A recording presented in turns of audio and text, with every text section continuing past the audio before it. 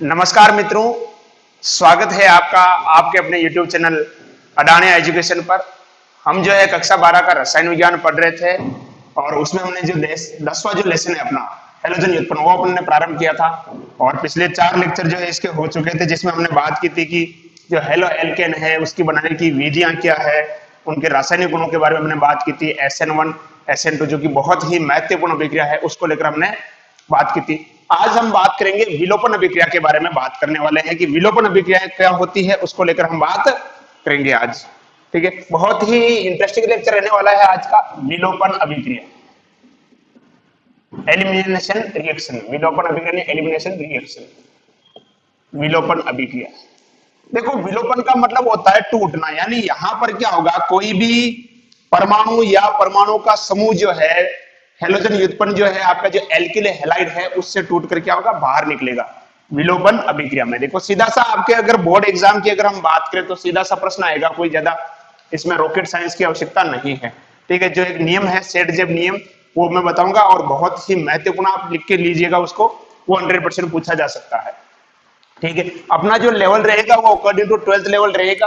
ठीक है, 12th के हिसाब से अपने को जितना आवश्यक है 100 में से 100 मैं दावे के साथ कह सकता हूं। अगर आप उतना सा भी जो मैं आपको यहाँ पे बताऊंगा अगर वो भी अगर आप सीख लेते हो तो 100 में से 100 आपकी गारंटी मैं लेता हूं आपकी।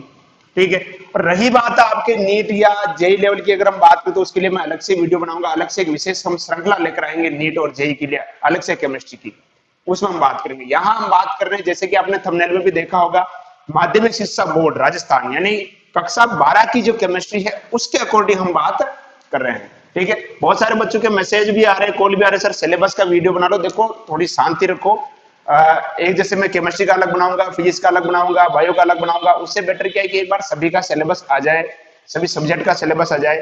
तो हमने ये सोचा कि सभी का सिलेबस जो आ जाए एक बार कंप्लीट, तो सभी का एक वीडियो बनाया जाए ताकि आपको सभी बार बार अलग अलग से वीडियो देखने की आवश्यकता नहीं पड़े, आपको एक ही वीडियो में आप सब सारा कुछ देख सकोगे। फिजिक्स के अंदर कितना है, केमिस्ट्री के अंदर कितना है, बायो या मैथ के अंदर कितना है, आपके इंग्लिश के अंदर कितना है, हिंदी के अंदर कितना है, तो वो सारा सिलेबस आपको मिल सके, है ना।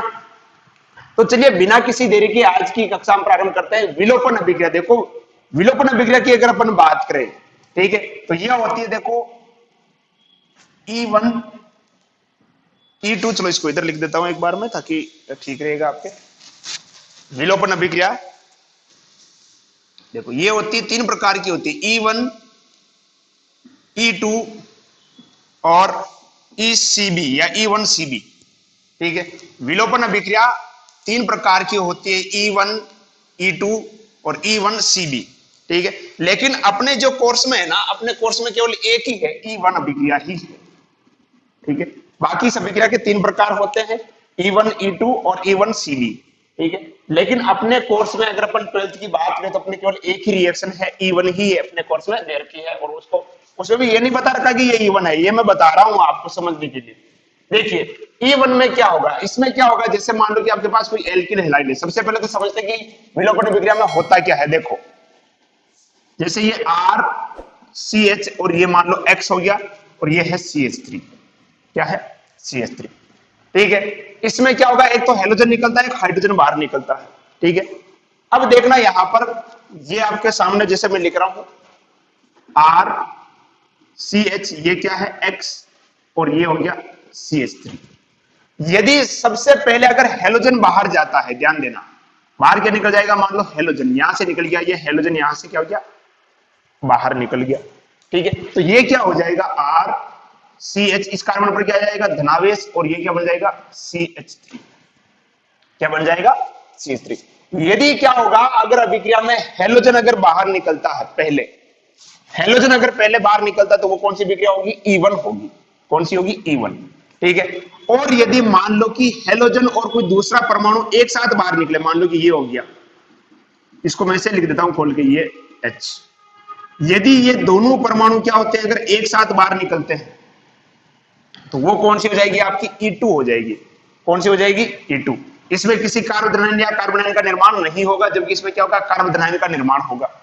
और देखिए कि E1CB में क्या होगा, इसके अंदर क्या होगा, पहले हाइड्रोजन निकलेगा, इसमें पहले क्या निकलेगा, हाइड्रोजन निकलेगा, ये CH3, यहां पर पहले क्या निकलेगा, हाइड्रोजन निकलेगा। तो ये हो जाएगा आपका CH, ये क्या हो जाएगा X, और ये हो जाएगा CH, इस पर क्या हो जाएगा ऋणावेश हो जाएगा। यानी E1 की अगर अपन बात करें तो क्या बनता है कार्बोनाइन, जबकि E2 में कुछ भी नहीं बनेगा, ना तो कार्बन बनेगा ना कार्बोनाइन बनेगा, डायरेक्ट निकल जाएगा यहाँ से। और E1CB में क्या बनेगा कार्बोरेनाइन बनेगा, क्या बनेगा कार्बोरेनाइन। ठीक है, तो अपन बात करेंगे किसके बारे में, केवल E1 के बारे में। तो इसको बारे में एक बार सामान्य तरीके से आप समझ लो, इसके अंदर क्या क्या होता है, फिर अपन इसके उदाहरण को लेकर बात करने वाले हैं। देखिए इस अभिक्रिया में क्या होता है, विलोपन अभिक्रिया।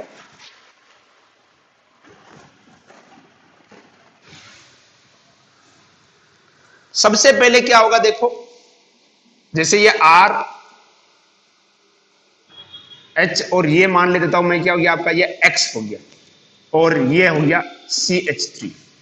पहली स्टेप यानी पहले पद में क्या होगा, हेलोजन बाहर निकलेगा X माइनस, और ये क्या बन जाएगा R CH, इस पर क्या जाएगा धनायन आ जाएगा, और ये क्या हो जाएगा धनावेश, और ये हो जाएगा CH3। ठीक है, ये जो पहला जो पद होता है ये क्या होता है धीमा पद होता है। कैसा होता है धीमा, स्लो। ठीक है, और जो पद धीमा होता है उसे अपन क्या बोलते हैं RDS, यानी वेग निर्धारक पद कहा जाता है। जो पद क्या होता है धीमा होता है उसे क्या कहा जाता है वेग निर्धारक पद कहा जाता है। तो पहले पद में यहां पर क्या होगा, यहां से ये जो हेलोजन है ये इलेक्ट्रॉन लेकर बाहर निकल जाएगा। हेलोजन जो है इलेक्ट्रॉन लेकर बाहर निकल जाएगा, तो इस कार्बन पर क्या जाएगा धनावेश आ जाएगा। ठीक है, ये हेलोजन बाहर निकल गया, कार्बन पर क्या गया धनावेश आ गया। ठीक है, अब देखो सेकंड जो स्टेप होगी उसके अंदर क्या होगा, देखिएगा ये हो गया आपका फर्स्ट और ये सेकंड स्टेप। इसके अंदर क्या होगा देखिए RCH, ये जो CH2 है यहां से यानी CH3, यहां से क्या होगा कि ये हाइड्रोजन यहां से बाहर निकल जाएगा और ये बंद के इलेक्ट्रॉन यहां आ जाएंगे और बाहर क्या निकल जाएगा हाइड्रोजन। ठीक है, और ये जो पद होता है कैसा होता है तीव्र होता है। तो ये क्या हो जाएगा देखो RCH, अब देखो ऑलरेडी एक तो बंद तो था ही पहले, अब ये इधर से आ गया तो कितने बंद बन गए double bond CH double bond, और ये क्या हो गया CH2, क्या हो गया CH2। अब देखो ये निकला था X माइनस और यहां से क्या निकलेगा H प्लस, तो ये X माइनस और H प्लस ये क्या बना देंगे HX। ठीक है, तो ये इस प्रकार से कुछ अभिक्रिया होती है आपकी, कौन सी विलोपन अभिक्रिया। ठीक है, इसमें क्या होगा हेलोजन निकलेगा जिससे क्या बनेगा कार्बोधनाइन बनेगा, हेलोजन के निकलने से क्या बनेगा कार्बोधनाइन बनेगा। फिर दूसरे पद में क्या निकलेगा हाइड्रोजन निकलेगा, क्या निकलेगा हाइड्रोजन, और क्या बन जाएगी एल्कीन। यानी अपन कह सकते हैं जो विलोपन जो अभिक्रिया है आपके 12th की अगर अपन बात करें तो विलोपन अभिक्रिया के दौरान यहां आपको क्या प्राप्त होगी एल्कीन प्राप्त होगी। क्या प्राप्त होगी एल्कीन प्राप्त होगी। देखिए यहां पर प्राप्त हो रही है ना अपने को एल्कीन। ठीक है, अब देखिएगा यहां पर क्या होता है, एल्कीन ये बन गई, एल्कीन अपने को प्राप्त हो गई। ठीक है, आप चाहो तो इसका एक बार स्क्रीनशॉट ले लो फिर अपन बात करते हैं। एक बार पुनः बता देता हूं, यहां से क्या निकलेगा हेलोजन निकलेगा, क्या बनेगा कार्बोधनाइन बनेगा। दूसरे पद में क्या होगा ये धनाइन जो है कार्बोधनाइन अपने आवेश को उदासीन करने के लिए इधर से क्या लेगा इलेक्ट्रॉन लेगा, और यहां से क्या निकल जाएगा ये हाइड्रोजन क्या हो जाएगा बाहर निकल जाएगा। हाइड्रोजन बाहर निकल जाएगा, क्या बनेगी एल्कीन बनेगी, क्या बनेगी एल्कीन। ठीक है, चलिए इसको अपन देखते हैं। अब देखो अगर आपसे पूछा जाए कि इस अभिक्रिया में क्या बन रहा है, आप कहोगे सर कार्बोधनाइन बन रहा है। अब देखो जिस धनाइन का स्थायित्व ज्यादा होगा, जिस धनाइन का स्थायित्व ज्यादा होगा वह उतनी ही विलोपन अभिक्रिया देगा। जिस धनाइन का स्थायित्व ज्यादा होगा वह उतनी ही क्या देगा विलोपन अभिक्रिया। जैसे मान लो तुम्हारे सामने लिख रहा हूं मैं CH3 ये जैसे मान लो मिथाइल हो गया और ये X।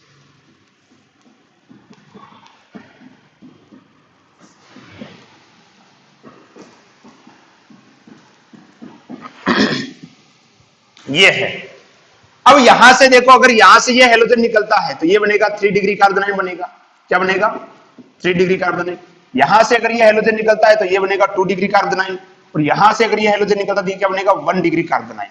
मैंने बताया आपको कि जिस कार्बोधनाइन का स्थायित्व ज्यादा होगा, जिस कार्बोधनाइन का स्थायित्व ज्यादा होगा वह उतनी ही अधिक विलोपन अभिक्रिया देगा। जिस कार्बोधनाइन का स्थायित्व ज्यादा होगा, अब बताओ इनमें से 3 कार्बोधनाइन बन रहे हैं, 3 डिग्री बन रहा है, 2 डिग्री बन रहा है, 1 डिग्री बन रहा है। ठीक है, तो सबसे अधिक स्थायी कौन होता है, आप कहोगे गुरुजी सबसे अधिक स्थायी होता है 3 डिग्री। सबसे अधिक जो स्थायी होता है 3 डिग्री, तो सबसे अधिक विलोपन अभिक्रिया भी कौन देगा 3 डिग्री देगा। कौन देगा 3 डिग्री। ध्यान दीजिएगा, सबसे अधिक विलोपन अभिक्रिया कौन देगा? 3 डिग्री। अब यदि मान लो मैं ऐसे लिख देता हूं, मान लो कि CH3 CH2 फ्लोरीन लिख देता हूं, CH3 CH2 Cl, CH3 CH2 Br, CH3 CH2 और आयोडीन। यानी आपके पास क्या हो गया? ये फ्लोरोएथेन, क्लोरोएथेन, ब्रोमोएथेन और आयोडोएथेन। ठीक है, अब देखो यहां पर कार्बन समान है, यानी कार्बन की या कार्बनिक यौगिक क्या है? समान है, लेकिन यहां पर हेलोजन मैंने क्या कर दिया? चेंज कर दिए। अब मैं आपसे पूछूं, देखो यहां पे ये भी 1 डिग्री है, ये भी 1 डिग्री, ये भी 1 डिग्री, ये भी 1 डिग्री। अब इनमें से सबसे अधिक विलोपन अभिक्रिया कौन देगा? ठीक है, तो समझिएगा ध्यान से, वह बंध सबसे पहले टूटेगा जो बंध क्या होगा? दुर्बल होगा। और बंध दुर्बल कब होगा? जब परमाणु का आकार बड़ा होगा, तो बंध भी क्या होगा? दुर्बल होगा। ध्यान दीजिएगा, परमाणु का आकार अगर बड़ा होगा तो बंध क्या होगा?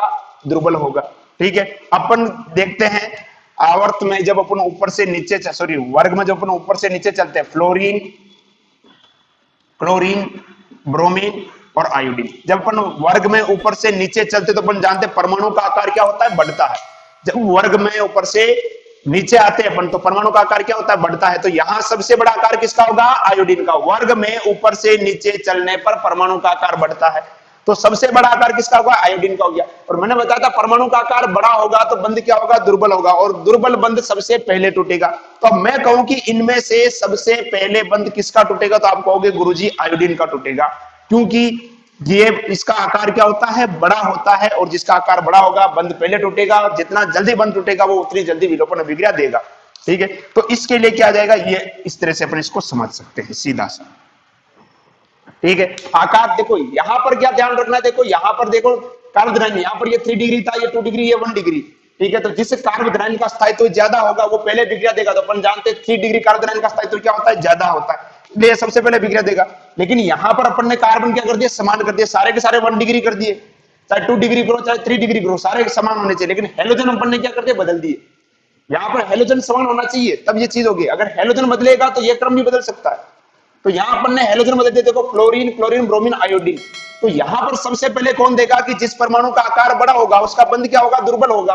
बंध दुर्बल होगा तो परमाणु जो बंध है जल्दी टूटेगा, बंध दुर्बल होगा तो जल्दी टूटेगा, और जल्दी बंध कहां टूटेगा? यहां टूटेगा। जल्दी बंध कहां टूटेगा? यहां टूटेगा। ठीक है, तो इस तरह से ये इसका क्रम हो जाएगा। ये भी पूछा जा सकता है, इसको आप नोट कर लीजिएगा एक बार।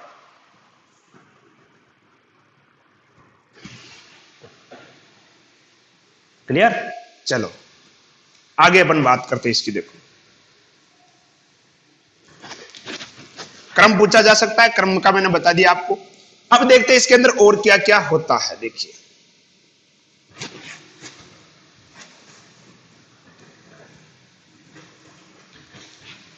ध्यान दीजिएगा, इसको मैं ऐसे लिख रहा हूं, RCH CH2 और ये H लिख दिया मैंने, यहां पर ऐसे लिख दिया इसको H। ठीक है, ये CH3 है, मैंने यहां लिख दिया। अब देखो जिस कार्बन से हेलोजन जुड़ा होता है, ध्यान देना, जिस कार्बन से हेलोजन जुड़ा होता है उसे अपन क्या बोलते हैं? अल्फा कार्बन कहते हैं। और अल्फा कार्बन से जुड़ा हुआ कार्बन क्या कहलाता है? बीटा कार्बन कहलाता है। क्या कहलाता है? Beta carbon. तो यहां से निकलेगा ये H और H इस तरह से, तो क्या बन जाएगा? ये R CH double bond CH2 बाहर क्या निकल गया? HX। ठीक है, तो यहां हम कह सकते हैं कि अल्फा कार्बन से हेलोजन का निष्कासन होगा और बीटा कार्बन से किसका निष्कासन होगा? हाइड्रोजन का। विलोपन अभिक्रिया जो है इसमें अल्फा कार्बन से क्या निकलेगा? हेलोजन निकलेगा, और बीटा कार्बन से क्या निकलेगा? हाइड्रोजन निकलेगा। ठीक है, इसको अपन क्या बोल सकते हैं? वी हाइड्रोहेलोजनीकरण कह सकते हैं। ठीक है, जैसे अपन कहते हैं ना कि हाइड्रोजनीकरण यानी हाइड्रोजन का जुड़ना, हेलोजनीकरण यानी हेलोजन का जुड़ना, उसी प्रकार से वी हाइड्रोजनीकरण मतलब हाइड्रोजन का निकलना, वी हेलोजनीकरण मतलब हेलोजन का निकलना। तो यहां पे देखो हेलोजन भी निकल रहा है और हाइड्रोजन भी निकल रहा है, तो इसको अपन क्या बोल सकते हैं? वी हाइड्रोहेलोजनीकरण कहते हैं। क्या कहते हैं? वी हाइड्रोहेलोजनीकरण इसको हम कहते हैं। क्लियर? तो यहां सीधी सी भाषा में आपको ध्यान रखना है कि अल्फा कार्बन से हेलोजन निकलेगा, बीटा कार्बन से हाइड्रोजन निकलेगा और एल्कीन बनेगी। जब भी विलोपन अभिक्रिया की अगर अपन बात कर लेंगे, ठीक है। अब देखो आपको कैसे पता चलेगा, तो ध्यान देना कि जब भी अगर आपको एक शॉर्ट ट्रिक बताता हूं, अगर आपको मिल जाए यानी एल्कोहलिक KOH, ये अभिक्रिया होती है किसकी उपस्थिति में? एल्कोहलिक पोटेशियम हाइड्रोक्साइड की उपस्थिति में होती है। जब भी आपको एल्कोहलिक पोटेशियम हाइड्रोक्साइड मिल जाए, इस तरह से रिएक्शन दे रखी है, समझ लो कौन सी विक्रिया होगी? विलोपन अभिक्रिया होगी। और क्या बनेगी? एल्कीन बनेगी।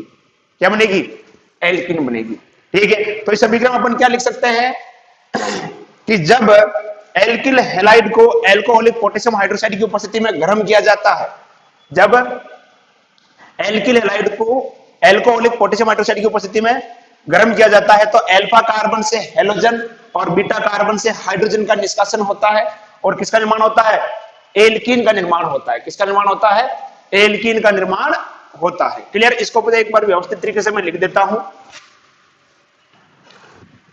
बाकी ज्यादा कुछ भी नहीं है इसके अंदर। देखिएगा, RCHX इसको यहां लिखता हूं मैं, ये H किसकी उपस्थिति में होगी? एल्कोहलिक पोटेशियम हाइड्रोक्साइड की उपस्थिति में। यहां से ये बाहर निकल जाएगा और क्या बन जाएगा आपका? RCH डबल बॉन्ड CH2 और बाहर क्या निकल गया? ये HX। समझने के लिए इसको चलो और ऐसे लिख देता हूं मैं, CH3CH ये लिख दिया, मान लो मैंने Cl CH2 ये H, क्या निकल जाएगा यहां से? HCl निकल जाएगा। क्या निकल जाएगा? HCl। किसकी उपस्थिति में होगा? Alcoholic potassium hydroxide. इसमें अपन क्या करते हैं? इसको गर्म करते हैं। यहाँ पे चलो ये बना देता हूं, क्या बनेगा? ये CH3CH डबल बॉन्ड CH2 बाहर क्या निकल जाएगा? HCl। क्या निकल जाएगा? HCl। ठीक है, तो ये हो गई आपकी एक प्रथम दृष्टि में विलोपन अभिक्रिया। क्रम मैंने बता ही दिया है। सबसे पहले कौन देगा? 3 डिग्री देगा, उसके बाद 2 डिग्री, उसके बाद 1 डिग्री। और यदि मान लो कि हेलोजन अलग अलग हो, हेलोजन यदि अलग अलग हो तो क्या होगा? वह हेलोजन सबसे पहले देगा जिसका आकार क्या होगा? बड़ा होगा। तो अपन जानते हैं हेलोजन में सबसे बड़ा आकार किसका होता है? आयोडीन का होता है। हेलोजन में जो सबसे बड़ा आकार होता है किसका होता है? आयोडीन का होता है, इसलिए वो सबसे पहले अभिक्रिया देगा। उसके बाद कौन देगा? ब्रोमीन। फिर कौन देगा? क्लोरीन। क्लियर? लिख लिया? चलो अब देखो, ये तो एक नॉर्मल रिएक्शन हो गई, इसमें ज्यादा आपको कुछ देखने की जरूरत नहीं। लेकिन जो मेन जो इंपॉर्टेंट है वो अब अपन बात करेंगे। जो मुख्य अभिक्रिया जो है उसकी अपन हम बात करेंगे अपन, और बहुत ही महत्वपूर्ण है, इसको इंपॉर्टेंट कर दीजिएगा। और मेरा मानना है कि इस बार ये प्रश्न आपको एग्जाम में पूछा जा सकता है। ये प्रश्न जो भी मैं करवा रहा हूं, आगे की जो अभिक्रिया है, आगे का जो नियम है, ये आपको एग्जाम में पूछा जा सकता है। ठीक है, वो है आपका सेट जेब का नियम, या जिसे अपन बोलते हैं जेड शेप का नियम। सेट जेब का नियम या जेड शेप का नियम, हेडिंग लगा लीजिएगा। सेट जेब का नियम या जेड शेप का नियम, सेट जेब का नियम या जिसे अपन क्या बोलते हैं? जेड शेप का नियम। Very very very very very very important. कई बार ये सीधा सा क्वेश्चन पूछा जा चुका है, सेट जेब का नियम लिखिए या जेड शेप का नियम लिखिए। ये नियम क्या कहता है कि यदि किसी एल्किल हैलाइड से, आप लिखना चाहो तो नोट कर लो, चलो मैं बोल रहा हूं, यदि किसी एल्किल हैलाइड से, सेट जेब का नियम क्या कहता है? यदि किसी एल्किल हैलाइड से 2 या 2 से अधिक एल्किन बनने की संभावना हो, यदि किसी एल्किल हैलाइड से 2 या 2 से अधिक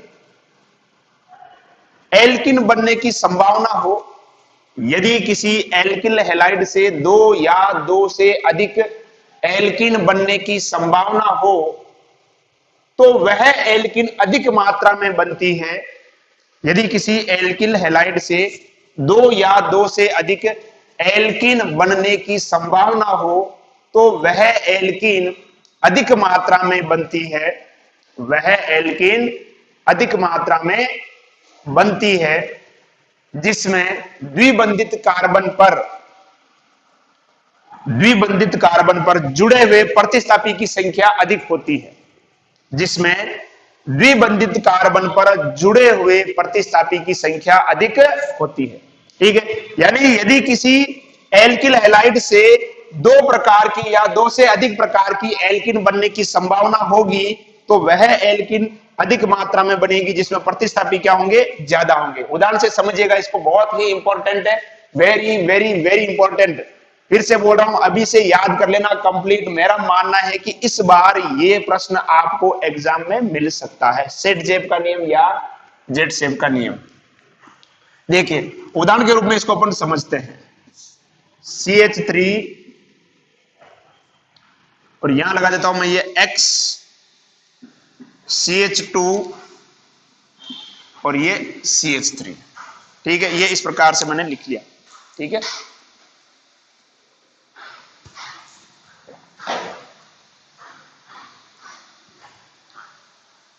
मेरी चाय आ गई है।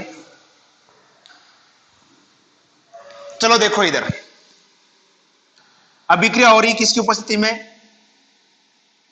एल्कोहलिक पोटेशियम हाइड्रोक्साइड की उपस्थिति में। अब देखिए मैंने क्या कहा था, अल्फा कार्बन से क्या निकलेगा बताओ? अल्फा कार्बन से निकलता है हेलोजन और बीटा कार्बन से निकलता है हाइड्रोजन। अल्फा कार्बन से क्या निकलेगा? हेलोजन निकलेगा और बीटा कार्बन से क्या निकलेगा? हाइड्रोजन निकलेगा। बीटा कार्बन से क्या निकलेगा? हाइड्रोजन। ठीक है, यानी ये कार्बन तो कौन सा हो गया? अल्फा हो गया। और अल्फा कार्बन से जुड़े हुए हाइड्रोजन क्या होंगे या कार्बन क्या होंगे? Beta carbon. समझ जाएगा ध्यान से, जिस कार्बन से हेलोजन जुड़ा होगा, जिस कार्बन से हेलोजन जुड़ा होगा उसे क्या कहेंगे? Alpha carbon. और अल्फा कार्बन से जुड़े हुए कार्बन क्या कहलाएंगे? बीटा कार्बन कहलाएंगे। क्या कहलाएंगे? Beta carbon. अब समझिएगा, अल्फा कार्बन से विलोपन अभिक्रिया में क्या होता है? अल्फा कार्बन से क्या निकलेगा? हेलोजन, और बीटा कार्बन से क्या निकलता है? हाइड्रोजन निकलता है। ठीक है, तो अब यहां पर बीटा कार्बन दो हो गए आपके पास, ये भी बीटा कार्बन, ये भी बीटा कार्बन। अब हाइड्रोजन अपन किधर से निकले? ठीक है, दोनों जगह से निकल सकता है, तो मुख्य उत्पाद कौन सा बनेगा? देखिएगा, तो दो कंडीशन ले रहे हैं अपन, मुख्य उत्पाद कौन सा बनेगा इसके अंदर? देखिएगा। ठीक है, पहले कंडीशन में मैं क्या कर रहा हूं? यहां से निकाल रहा हूं हाइड्रोजन, तो ये क्या हो जाएगा? देखो, CH2 double bond CH, CH2 CH3, है ना, पहली कंडीशन में। अब दूसरे में मैं यहां से निकाल रहा हूं इस कार्बन से, तो ये क्या हो जाएगा? CH3 CH double bond CH CH3। अब देखिएगा कि ये है द्विबंधित कार्बन, इसमें ये द्विबंधित कार्बन और ये भी द्विबंधित कार्बन। एक बार आप लिख लीजिएगा, तब तक मेरी भी चाय आ गई, मैं चाय पी लेता हूं।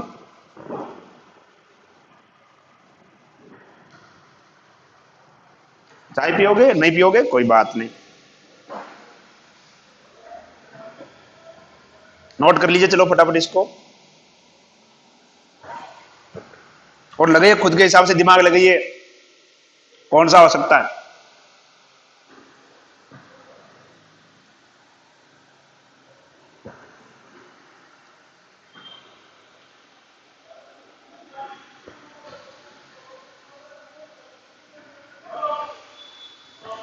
सर वीडियो के बीच में चाय मत पिया करो, हमारा इंटरनेट खत्म होता है ना, हमारे लिए फ्यूल का काम करती है, ईंधन है। एक टीचर के लिए चाय क्या होती है? ईंधन होती है। टीचर, टीकोचर है नहीं है? टीचर, टीकोचर, तो चाय तो बहुत जरूरी है। देखिएगा इधर, समझिएगा ध्यान से, ये है अल्फा कार्बन, अल्फा कार्बन से क्या निकलेगा? हेलोजन, और ये दोनों है बीटा कार्बन, बीटा कार्बन से निकलेगा हाइड्रोजन। हाइड्रोजन चाहे यहां से निकल सकता है, यहां से निकल सकता है, दोनों स्थिति में निकल सकता है। तो दो प्रकार के एल्किन बन गए। देखो, ये पहली एल्किन और ये दूसरी एल्किन, अंतर साफ साफ दिख रहा है आपको, देखो, है ना। तो मैंने क्या कहा, सेट जेब का नियम क्या कहता है कि वह एल्किन अधिक बनेगी जिसमें प्रतिस्थापी क्या हो? ज्यादा हो। ठीक है, तो ये तो है द्विबंधित कार्बन, और इसमें प्रतिस्थापी देखो यही दिख रहा है आपको, ये प्रतिस्थापी है। और इसमें देखो ये द्विबंधित कार्बन, इधर भी प्रतिस्थापी है और इधर भी प्रतिस्थापी है।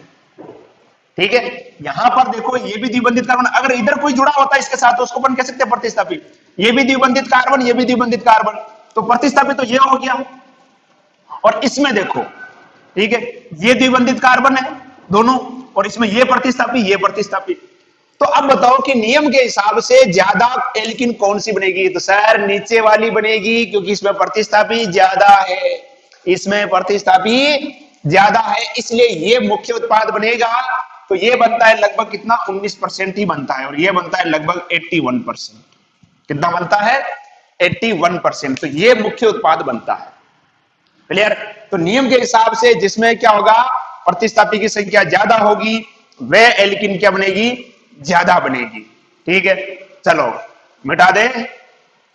चलो अब तुम्हें थोड़ा और कंफ्यूजन में डालते हैं। देखो कारण क्या है इसका, अपन अगले उदाहरण से इसका अपन कारण देखेंगे कि ऐसा क्यों होता है ना। कई बार आपसे मतलब एग्जामिनर पूछ लेगा, प्रैक्टिकल में अक्सर पूछ लेता है एग्जामिनर कि इसका क्या कारण है सेट जेब के नियम से, कि ये सर ये ज्यादा क्यों बनेगी और ये कम क्यों बनेगी, ये ज्यादा क्यों बनेगी, इसका क्या कारण है कि ज्यादा बनेगी। चलो जानते हैं इसका कारण भी। एक उदाहरण और लेते हैं तुम्हारे सामने और वो देखते हैं कि उसमें क्या हो सकता है।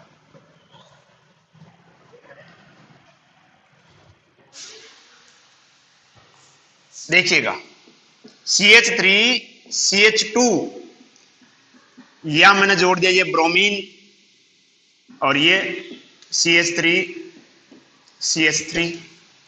ठीक है, ये कंडीशन आपने देख ली। अब यहां से देखो अल्फा कार्बन कौन कौन से हो सकते हैं। ये तो हो गया अल्फा कार्बन हो गया। अब ये बीटा कार्बन है, ये भी बीटा कार्बन, ये भी बीटा कार्बन, ये भी बीटा कार्बन। ठीक है, अब तुम कहीं से भी निकाल लो भले। ठीक है, अब देखिएगा ध्यान से, ये है एल्कोहलिक पोटेशियम हाइड्रोक्साइड। अब मैं यहां से निकालू चाहे यहां से निकालू, ये तो कंडीशन सेम होने वाली है। यहां से निकालूंगा तो भी एक ही बात है, यहां से निकालूंगा तो भी एक ही बात है। अंतर कब हो सकता है, जब इधर से निकालो और इधर से निकालो, तब अंतर हो सकता है। समझ में है ना, यहां से निकालो और यहां से निकालो, इसमें अंतर हो सकता है। तो अपन एक तो इधर से निकाल लेते हैं, एक इधर से निकाल देते हैं, क्योंकि यहां से निकालोगे तो आप 3 प्रकार के बना सकते हो, लेकिन यहां से निकालोगे तो कंडीशन तो सेम ही आएगी।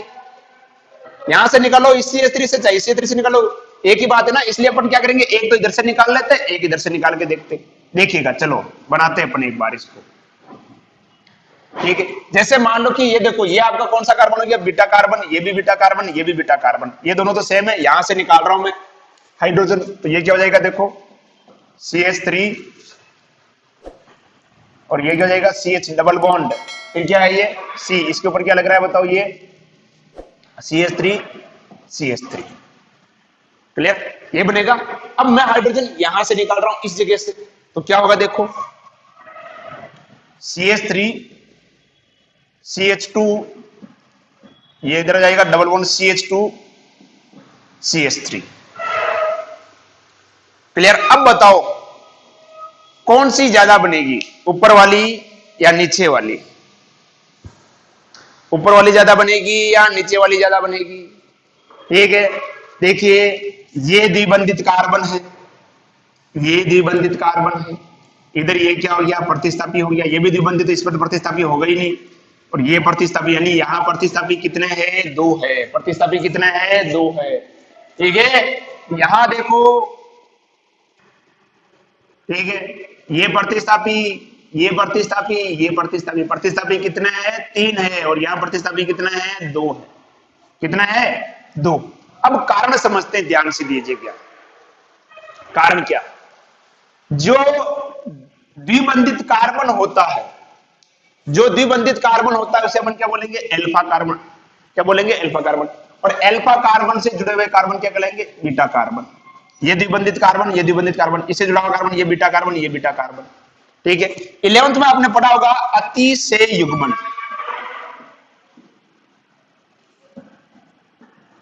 हाइपर कॉन्जुगेशन, अतिशय युग्मन। ठीक है, अतिशय युग्मन में कौन सा हाइड्रोजन भाग लेते हैं, बीटा हाइड्रोजन भाग लेते हैं। अतिशय युग्मन में कौन सा हाइड्रोजन भाग लेते हैं, बीटा हाइड्रोजन। तो जितने ज्यादा बीटा हाइड्रोजन होंगे उतना ही ज्यादा क्या होगा, अतिशय युग्मन होगा। जितने ज्यादा बीटा हाइड्रोजन होंगे उतना ही ज्यादा क्या होगा, अतिशय युग्मन होगा। और जितना ज्यादा अतिशय युग्मन होगा उस यौगिक का स्थायित्व उतना ही अधिक होगा। बस यही है सेट-जेब के नियम का कारण और कुछ भी नहीं है। क्लियर, जितने ज्यादा बीटा हाइड्रोजन होंगे, बीटा हाइड्रोजन कहां मिलेंगे, ध्यान दीजिएगा, जो द्विबंधित कार्बन है उसे हम कहेंगे अल्फा कार्बन, और अल्फा कार्बन से जुड़े हुए कार्बन क्या कहलाएंगे, बीटा कार्बन। ये द्विबंधित कार्बन है अल्फा कार्बन, ये द्विबंधित कार्बन अल्फा कार्बन, और अल्फा कार्बन से जुड़ा हुआ कार्बन कौन सा हो गया, बीटा कार्बन हो गया। तो यहां पर बीटा हाइड्रोजन कितने हो गए, देखो 3 3 6 और 3 9, यानी बीटा हाइड्रोजन कितने हो गए, 9 हो गए।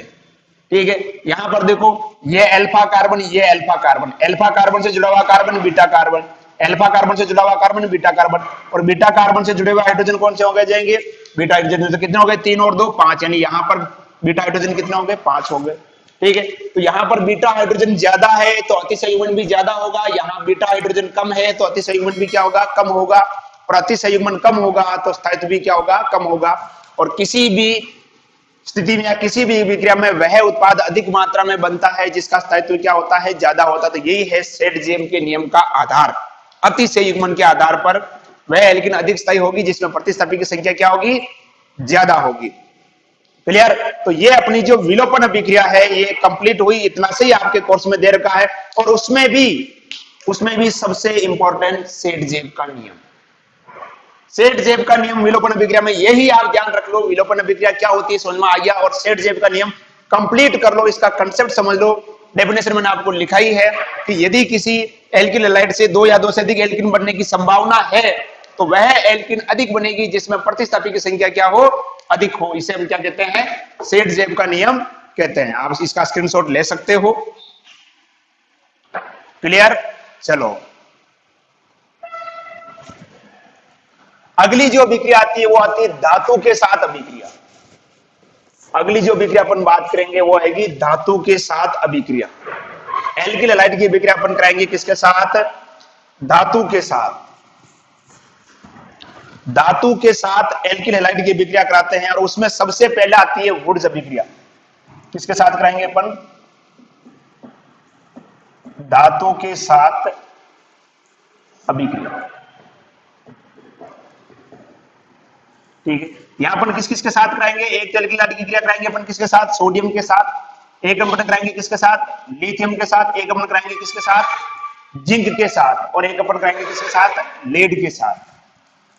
ठीक है, जिंक और एक और भी है आपके मैग्नीशियम भी है। चलो मैग्नीशियम के साथ, और एक कराएंगे अपन लेड के साथ। ठीक है, ये रिएक्शन अपने को पढ़नी है। ठीक है, तो सबसे पहली जो रिएक्शन आती है इसके अंदर आती है वो आती है वुड्स अभिक्रिया। वेरी वेरी इंपॉर्टेंट, ये भी वुड्स अभिक्रिया, इलेवेंथ में पढ़ चुके हो आप, वुड्स अभिक्रिया। ठीक है, वुड्स अभिक्रिया किसे कहते हैं, शुष्क ईथर की उपस्थिति में, शुष्क ईथर की उपस्थिति में जब एल्किल हैलाइड की क्रिया किसके साथ कराई जाती है, सोडियम के साथ कराई जाती है। शुष्क ईथर की उपस्थिति में जब एल्किल हैलाइड की क्रिया सोडियम के साथ कराई जाती है तो एल्केन का निर्माण होता है। देखिएगा RX प्लस 2Na, ये इस तरह से लिख देता हूं। ठीक है, तो ये क्या बनेगा, R और बाहर क्या निकल जाएगा 2NaX। किसकी उपस्थिति में होगी, शुष्क ईथर की उपस्थिति में, शुष्क ईथर की उपस्थिति में। शुष्क ईथर की उपस्थिति में सोडियम की क्रिया एल्किल हैलाइड के साथ कराने पर एल्केन का निर्माण होता है। इसे हम क्या कहते हैं, वुड्स अभिक्रिया। इसको ऐसे समझ लो, 2CH3Cl प्लस 2Na, ये क्या बन जाएगा, CH3CH3, और क्या निकल जाएगा 2NaCl। गुरुजी और थोड़ा, ये कितने है, 2 है, 2 है ना CH3Cl मेथिल क्लोराइड। तो इसको ऐसे लिख देता हूं मैं, CH3Cl प्लस सोडियम भी कितने मेरे पास, 2 2Na, और प्लस ये Cl और ये CH3 यहां से निकल जाएगा। ये देखो ये बाहर निकल गया पूरा का पूरा, 2 सोडियम और 2 क्लोरीन, 2NaCl। इधर क्या बचा, CH3, इधर क्या बचा, CH3। ठीक है, तो ये क्या हो जाएगा, CH3 बाहर के निकला 2NaCl। क्लियर। तो ये हो गई वुड्स अभिक्रिया। ठीक है, शुष्क ईथर की उपस्थिति में एल्किल हैलाइड की क्रिया सोडियम के साथ करवाने पर, शुष्क ईथर की उपस्थिति में एल्किल हैलाइड की क्रिया सोडियम के साथ करवाने पर एल्केन का निर्माण होता है, एल्केन का निर्माण होता है। इसे अपन क्या कहते हैं, वुड्स अभिक्रिया कहते हैं। क्लियर। तो ये तो हो गई सोडियम के साथ, किसके साथ हो गई, सोडियम के साथ। चलो ये तो कंप्लीट सोडियम के साथ मिटा दें। क्लियर, ये हो गई अपनी वुड्स अभिक्रिया कंप्लीट। अगला देखते हैं लिथियम के साथ अभिक्रिया। लिथियम के साथ अभिक्रिया करता, देखो CH3CH2Br, इसकी क्रिया कराएंगे अपन किसके साथ, लिथियम के साथ करवाएंगे। किसके साथ कराएंगे, लिथियम के साथ। तो यहां से क्या हो जाएगा, लिथियम ब्रोमाइड बाहर निकल जाएगा और क्या बन जाएगा, CH3CH2Li, और बाहर क्या निकल जाएगा, LiBr। लिथियम ब्रोमाइड बाहर निकल जाएगा लिथियम ब्रोमोन यहां से क्या हो जाएगा, बाहर निकल जाएगा और क्या बन जाएगा आपके कार्ब धात्विक यौगिक। इसको अपन क्या बोलेंगे, कार्ब धातु यौगिक। कार्ब धातु यौगिक किसे कहेंगे, ऐसे यौगिक, ये ना आप बुक में देखोगे तो इसमें लिख रखा है इसके लिए कार्ब धातु यौगिक लिख रखा है, कार्ब धात्विक यौगिक, कार्ब धात्विक यौगिक। गुरुजी ये क्या होता है, खोल के देखो इसको, CH3 और ये हाइड्रोजन और ये लिथियम, इस तरह से। यानी ये लिथियम क्या है, धातु है, लिथियम क्या है, धातु, और ये क्या हो गया, कार्बन। यानी ऐसे यौगिक जिसमें धातु सीधी किसके साथ जुड़ी हो, कार्बन के साथ जुड़ी हो। ऐसे यौगिक जिसमें धातु सीधी किसके साथ जुड़ी हो, कार्बन के साथ जुड़ी हो, उसे अपन क्या बोलते हैं, कार्ब धातु यौगिक कहते हैं। तो ये एक प्रकार का क्या हो गया, कार्ब धातु यौगिक हो गया। ठीक है, ये एक प्रकार का क्या हो गया, कार्ब धातु यौगिक। लिथियम सीधा यहां पर किसके साथ जुड़ा हुआ है, कार्बन के साथ जुड़ा हुआ है। ठीक है, बाकी अगर इसके अपन नाम की बात करें तो ये क्या हो जाएगा, दो कार्बन को अपन क्या बोलते हैं, एथिल। तो नाम क्या हो जाएगा इसका, एथिल लिथियम। नाम तो इसका क्या होगा, एथिल लिथियम, नाम तो हो जाएगा इसका एथिल लिथियम। लेकिन ये एक प्रकार का कार्ब धातु यौगिक है। कार्ब धातु यौगिक का मतलब क्या होगा, देखो मैंने बताया था, ऐसे यौगिक जिसमें धातु सीधी किसके साथ जुड़ी हो, कार्बन के साथ जुड़ी हो। तो यहाँ पे ये लिथियम सीधा किसके साथ जुड़ा हुआ है, कार्बन के साथ जुड़ा हुआ है, इसलिए इसको अपन क्या बोलेंगे, कार्ब धातु यौगिक कहेंगे। आप किताब में देखोगे तो इसके नीचे लिख रखा है एथिल लिथियम, नीचे क्या लिखा मिलेगा आपको, कार्ब धातु यौगिक। ठीक है, कार्ब धातु यौगिक क्यों कहते हैं, क्योंकि यहाँ लिथियम सीधा किसके साथ जुड़ा हुआ है, कार्बन के साथ जुड़ा हुआ है। क्लियर, कंप्लीट, चलो वेरी गुड। अगला देखते हैं अपन, देखो लिथियम के साथ भी हो गया। अगला आता है जिंक के साथ अभिक्रिया, जिंक के साथ अभिक्रिया। देखिए C2H5Cl, ठीक है, इसकी क्रिया करा रहे हैं अपन किसके साथ, जिंक के साथ। तो ये बनेगा, क्या बनेगा, यहां से बाहर क्या निकल जाएगा, जिंक क्लोराइड। एक तो बाहर क्या निकलेगा, जिंक क्लोराइड। यानी जिंक के भी यहां पर दो अणु लेते हैं, 2 मोल ले सकते हैं अपन, यूं कह सकते हैं।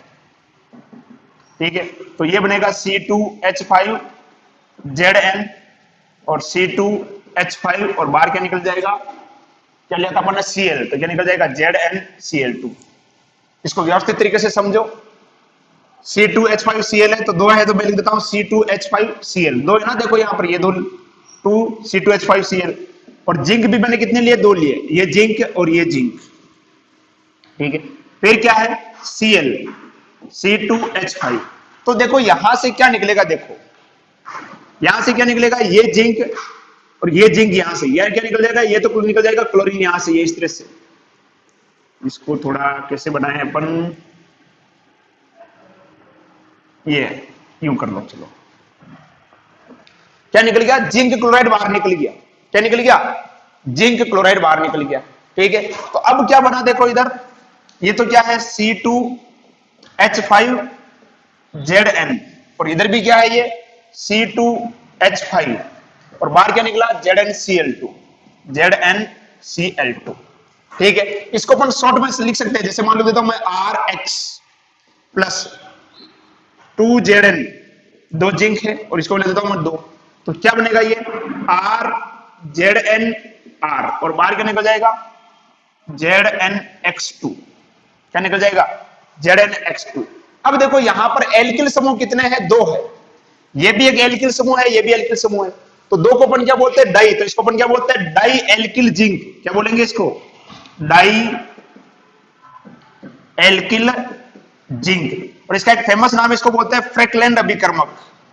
क्या बोलते हैं, फ्रैकलैंड अभिकर्मक। एग्जाम में सीधा सा क्वेश्चन आ सकता है, फ्रैकलैंड अभिकर्मक का सूत्र लिखिए, फ्रैकलैंड अभिकर्मक। इसको अपन क्या बोलते हैं, डाई एल्किल जिंक को अपन बोलते हैं फ्रैकलैंड अभिकर्मक कहते हैं। डाई एल्किल जिंक इसको कहा जाता है फ्रैकलैंड अभिकर्मक कहा जाता है। डाई एल्किल जिंक को कहा जाता है फ्रैकलैंड अभिकर्मक।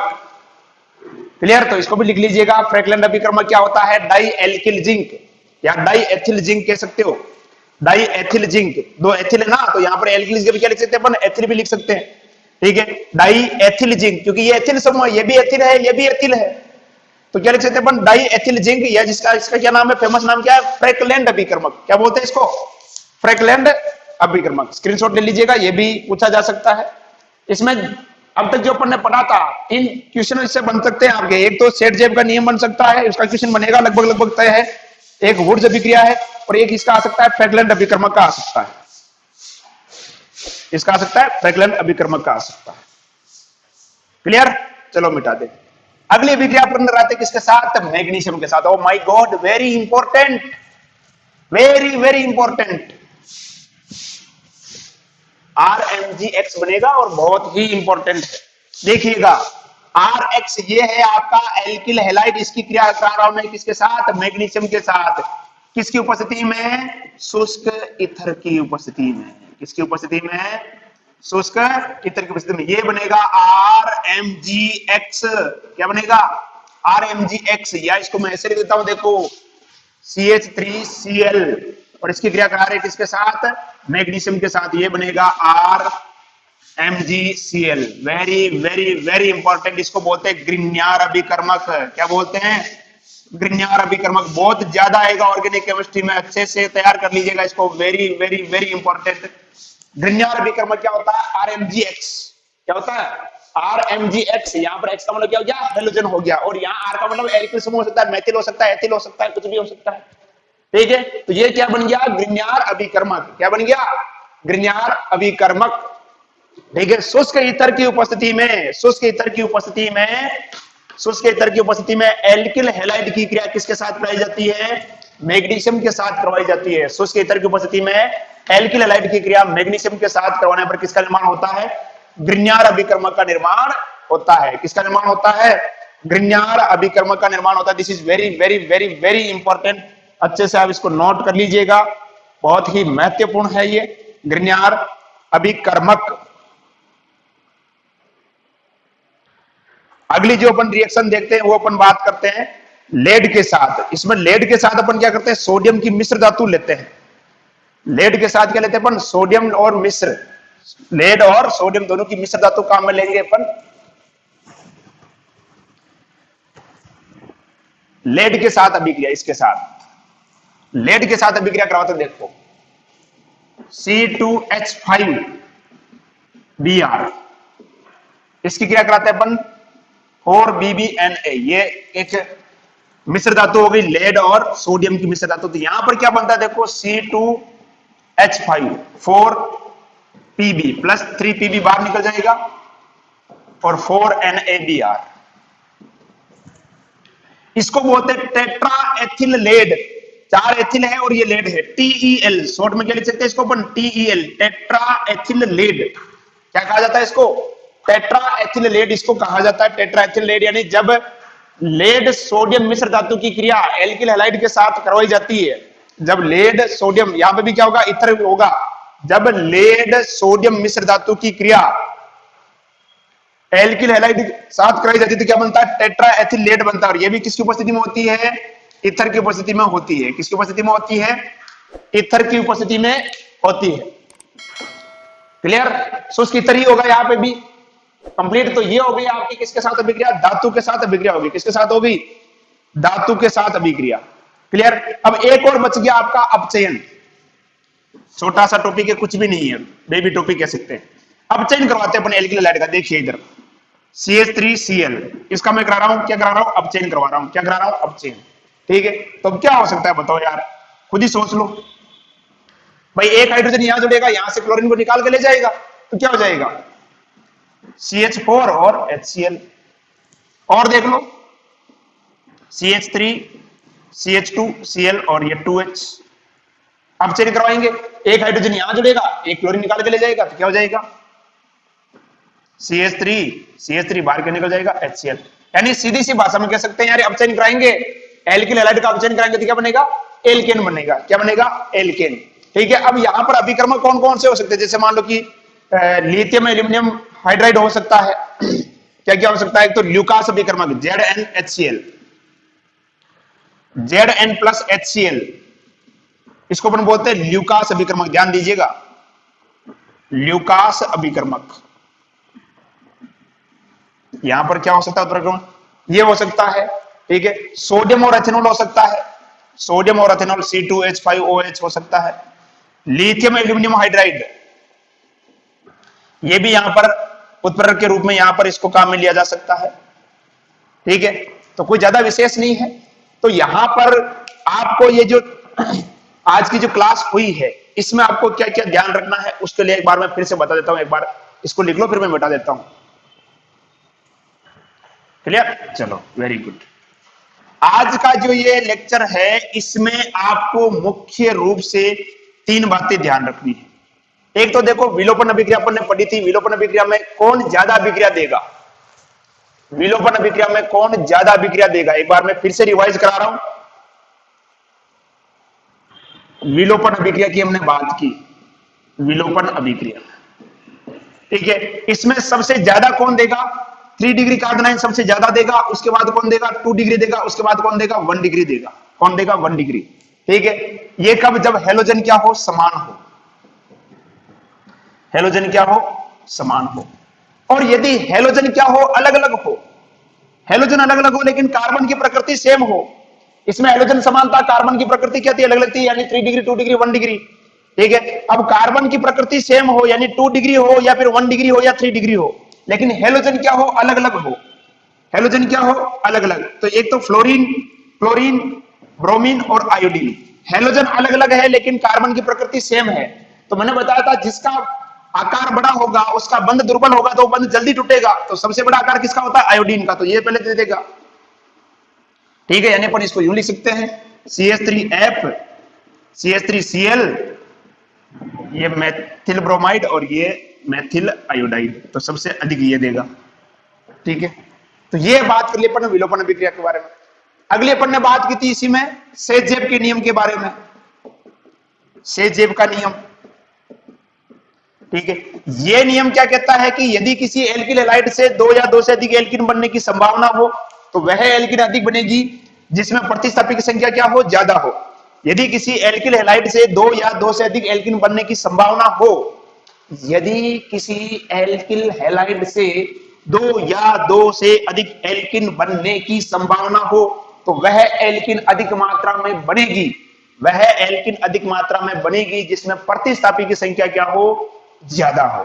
ठीक है, कारण मैंने बताया था प्रतिस्थापी की संख्या का मतलब उसमें जो बीटा कार्बन जो होगा उस पर हाइड्रोजन ज्यादा हो। ठीक है, हाइड्रोजन ज्यादा होगा तो अति संयुग्मन होगा, और जितना ज्यादा अति संयुग्मन होगा वे यौगिक उतना यदि क्या होगा? स्थायी होगा। और किसी भी अभिक्रिया में वह उत्पाद अधिक मात्रा में बनता है जिसका स्थायित्व क्या होता है? ज्यादा होता है। ये क्या था? सेट-जेब के नियम का क्या था? आधार था। तो ये चीजें ही आपको विलोपन अभिक्रिया में ध्यान रखनी है। 1 2 3, 1 2 3, बस। इसके अलावा कुछ भी ध्यान नहीं रखना है। दिमाग पे लोड लेना ही नहीं है। दिमाग पे लोड लेना ही नहीं, फालतू की बर्डन लेनी नहीं है, कुछ भी ध्यान में नहीं रखना। ये केवल 3 चीजें मैंने लिखी, इसको पढ़ लो। विलोपन अभिक्रिया से बाहर कुछ नहीं जाएगा, गारंटी है। क्लियर? कंप्लीट। मैं मेरे 8 साल के अनुभव से बता रहा हूं, 2012 से केमिस्ट्री पढ़ा रहा हूं। ठीक है, यही पूछा जाएगा अगर विलोपन अभिक्रिया में पूछा जाएगा तो, इससे अलग कुछ नहीं आएगा। क्लियर? चलो, अगली आई आपकी धातु के साथ अभिक्रिया। धातु के साथ अभिक्रिया में अपन ने बात की थी एक तो सोडियम के साथ अभिक्रिया। किसके साथ बात की थी? सोडियम के साथ अभिक्रिया, जिसमें हमने कहा था ये कौन सी अभिक्रिया है? वुर्ज अभिक्रिया। कौन सी अभिक्रिया? पूछी जा सकती है। एक अपन ने बात की थी जिंक के साथ अभिक्रिया, जिससे क्या बना? फ्रैकलैंड अभिकर्मक। पूछा जा सकता है, फ्रैकलैंड अभिकर्मक। ठीक है, एक अपन ने बात की थी मैग्नीशियम के साथ, क्या बना? ग्रिग्नार अभिकर्मक। क्या बना? ग्रिग्नार अभिकर्मक। ठीक है, तो आज के लेक्चर में 3 तो वो पहले पॉइंट थे और 3 ये, टोटल कितने? 6 पॉइंट। ये ही ध्यान रखना है। ठीक है, बाकी वीडियो भले लंबा लग रहा हो लेकिन ये 6 चीजें आपको ध्यान रखनी है, इससे बाहर कुछ नहीं जाएगा। ठीक है, क्लियर? इसके अतिरिक्त फिर भी अगर इसमें किसी प्रकार की कोई समस्या है तो आप बिल्कुल नीचे आपके कमेंट बॉक्स खुला हुआ है या स्क्रीन के ऊपर आपके नंबर चल रहे हैं, उस पर आप मैसेज कर सकते हो। मैसेज से एक बात याद आई कि बच्चे जब मैसेज करते तो मैसेज करने के बाद धड़ाधड़ करते ही जाते हैं, hello sir, hello hello hello hello. भाई ये क्या है? आपने मैसेज कर दिया तो ऐसा थोड़ी है कि हम यार खाली बैठे हैं तुरंत जवाब दे देंगे। ठीक है, आपका मैसेज आ गया, हमने देख लिया, जब भी हम फ्री होंगे आपको रिप्लाई देंगे जरूर, ध्यान रख लें। ऐसा कोई बच्चा, जहां तक मेरे जानकारी में ऐसा कोई बच्चा नहीं है जिसको मैंने रिप्लाई नहीं दिया हुआ। आपके जो भी क्वेश्चन आए रिप्लाई आपको जरूर दिया, हो सकता है रिप्लाई में थोड़ा समय लग सकता है, लेकिन रिप्लाई आएगा, आप धैर्य बनाए रखिए। ठीक है, आपने क्वेश्चन भेज दिया, हमने क्वेश्चन देख लिया, जब भी हमें समय मिलेगा हम आपको रिप्लाई जरूर करेंगे। ठीक है, तो ज्यादा आपको मतलब ये नहीं कि हेलो सर बताओ प्लीज प्लीज सर बताओ। ठीक है, इसमें इतना देखो हाइपर होने की आवश्यकता नहीं है। आपने क्वेश्चन भेज दिया, हमने देख लिया, ऐसे तो नहीं कि मान लो 4-5 दिन निकल गए अभी तक जवाब आया ही नहीं। ठीक है, तो जब भी हमें समय मिलेगा आपको जवाब जरूर मिलेगा, आप धैर्य बना के रखिए। ठीक है, बाकी उम्मीद करता हूं ये कक्षा आपको पसंद आई होगी। जो मैंने चीज बताई दी है वो ही आपको ध्यान में रखनी है, बाकी आपको फालतू की बर्डन नहीं लेनी है। ठीक है, आज की कक्षा में इतना ही, तब तक पढ़ाई करते रहिए, आराम से एंजॉय कीजिए क्लासों को। ठीक है, स्कूलें खुलने वाली है। और सर घर में मजा आ रहा था, अब स्कूल जाओ, स्कूलें खुल रही है, अब तो सरकार ने सिलेबस भी कम कर दिया। एग्जाम तो होंगे ही होंगे, एग्जाम होंगे, गलतफहमी नहीं पालनी है, पढ़ाई करते रहना है। जहां पे भी आपको मैटर मिल रहा है, चाहे विद्यालय में मिल रहा हो, चाहे ऑनलाइन पे मिल रहा हो, जहां पे भी मिल रहा है, देखो नॉलेज कोई ना कोई हर व्यक्ति कुछ अगर पढ़ा रहा है तो कुछ ना कुछ तो सिखाएगा। ऐसा तो है नहीं कि मतलब आपने कोई वीडियो देखा कि सर मुझे तो इसमें से कुछ भी समझ में नहीं आया, ऐसा तो हो ही नहीं सकता, कुछ ना कुछ तो वो सिखाएगा। ठीक है, तो कहीं से भी जहां भी आपको मिल रहा है, मैं ये नहीं कह रहा हूं कि मेरे से ही पढ़ो, जहां पे भी आपको मिल रहा है, कहीं से भी जहां से भी आपको मिल रहा है कि ये अच्छा पढ़ा रहा है ये बंदा, देखो उसको, उससे पढ़ो, है ना। ठीक है, भाई पढ़ना है अपने को, क्लियर। और यदि वीडियो आपको पसंद आ रहे हैं तो अपने दोस्तों के साथ शेयर कीजिए और चैनल को सब्सक्राइब जरूर कीजिए। धन्यवाद।